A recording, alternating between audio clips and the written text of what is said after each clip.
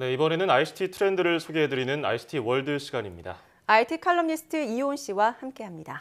안녕하세요. 안녕하세요. 네, 오늘은 어떤 IT 트렌드를 소개해 주실 건가요? 예, 그동안 조금 식어가고 있다가 최근 다시 한번 열기가 불고 있는 분야가 있습니다. 바로 O2O인데요.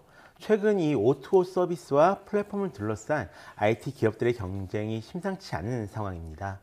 네이버에서는 지난 11월 22일에 열린 네이버 커넥트 2017에서 앞으로 네이버를 중소상공인들과 창작자들이 좀 쉽게 활용할 수 있는 어떤 기술 기반 플랫폼으로 바꿔가겠다라는 비전을 제시한 적이 있었고요.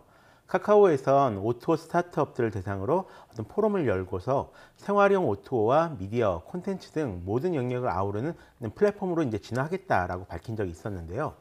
오늘은 이 O2O가 뭔지 그리고 어떻게 발전하고 있는지 한번 살펴보려고 합니다. 예, O2O라는 게 어떤 개념인지 설명 좀 예. 해주시죠.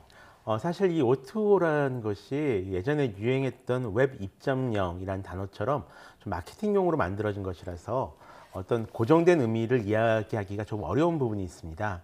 일단 단어 자체는 온라인 투 오프라인 해서 소비자가 온라인을 이용해서 오프라인 매장으로 접근한다라는 개념이라고 보시면 될 것 같습니다. 지금도 온라인으로 할인 티켓 구입하시는 분들이 좀 많이 계시잖아요. 그런 것들이 바로 O2O입니다. 그런데 최근에는 여기에 요즘 그 온 디맨드 서비스라고 해서 소비자들이 필요할 때 뭔가를 요청해서 사용하는 서비스들이 있거든요. 우버나 에어비앤비, 배달 음식 앱 같은 것들인데요. 이런 것들 가운데 오프라인 업체나 서비스를 대상으로 하는 것들을 포함시켜서 같이 O2O라고 부르고 있습니다. 우버나 에어비앤비는 공유 경제라고도 불리고 주문형 서비스라고도 예. 불리고 O2O라고도 불리는데 그죠? 예, 이런 O2O가 주목을 다시 받는 이유는 어디에 있습니까? 인터넷이 보급되면서 옛날에는 이제 오프라인으로 물건을 구입하던 것이 전자생거래로 이제 옮겨왔던 것처럼 이 스마트폰이 보급되면서 생긴 변화다라고 보셔도 좋을 것 같은데요. 밤에 택시를 마냥 기다려야 한다거나 아니면 음식이나 물건을 주문하면서 이게 괜찮은 제품인지 이제 확신할 수 없을 때가 있잖아요. 네. 그런 소비자들에게 IT 기술을 이용해서 파고든 것이 바로 O2O입니다. 플랫폼을 만들어서 오프라인 가게와 소비자를 연결해 주는 거죠. 잘 되면 수수료를 받을 수도 있고요. 모바일 결제 같은 경우에는 이런 플랫폼 활성화와 함께 더 많은 이용자를 확보할 수 있다 같은 장점도 있습니다. 무엇보다 이 오프라인 시장이 아직까지 굉장히 좀 큰 편인데요. 2014년 기준으로 통계청의 자료를 보면 전체 소매 판매 거래액은 약 268조에 달하는 반면 온라인 쇼핑 금액은 아직 45조 정도에 이제 불과하거든요. 이렇게 아직 온라인 거래로 연결되지 않은 오프라인 시장을 이제 온라인으로 연결할 수가 있다면 굉장히 큰 기회가 이제 열리는 셈이니까요. 예, 그래서 대기업들이 슬슬 시동을 다시 걸고 있는 것 같은데요. 그렇죠. 대표적인 O2O 서비스는 뭐를 예로 들 수 있을까요? 이미 굉장히 다양한 서비스가 나와 있는데요.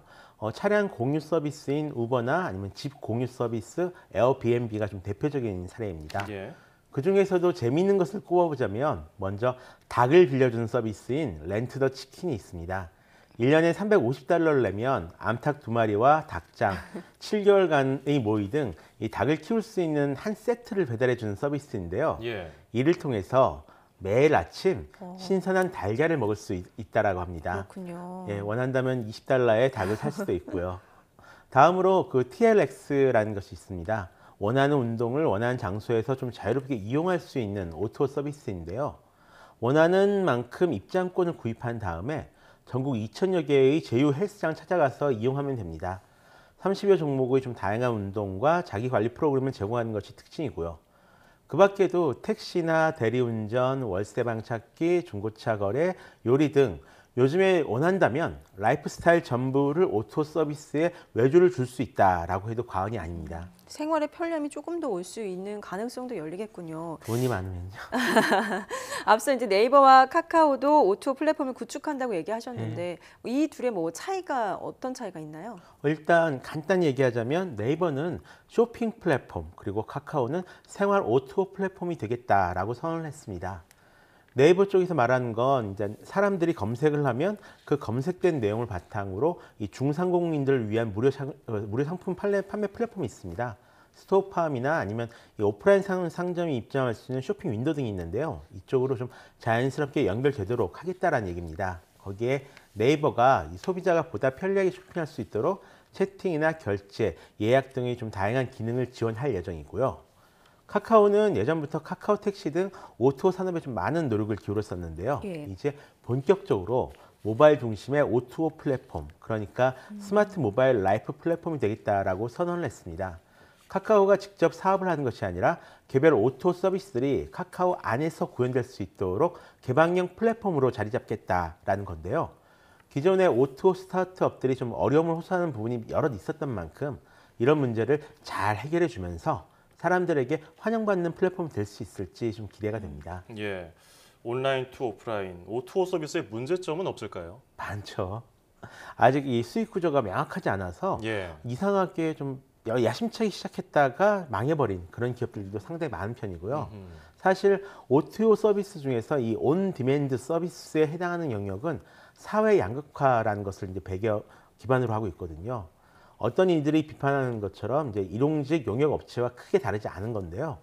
게다가 기존에 이미 형성되어 있던 시장에 들어오는 것이라서 피해를 보는 기업이나 사람들이 분명히 생긴다라는 것도 문제점입니다. 또 큰 회사들이 좀 쉽게 보고 들어오면서 작은 스타트업들이 좀 노력해서 일궈놓은 시장을 가로채 간다 이런 비판을 받기도 하고요. 분명히 앞으로 더 성장한 산업이고 그로 인해 우리 삶이 편리해지는 것도 있겠지만 좀 같이 잘 살 수 있는 방법은 없을지 이제 한번 고민해 봐야 될 시점이 아닌가 싶습니다. 네. 이런 문제점 등을 어떻게 극복해 나가면서 발전할지 좀 잘 지켜봐야 될 것 같습니다.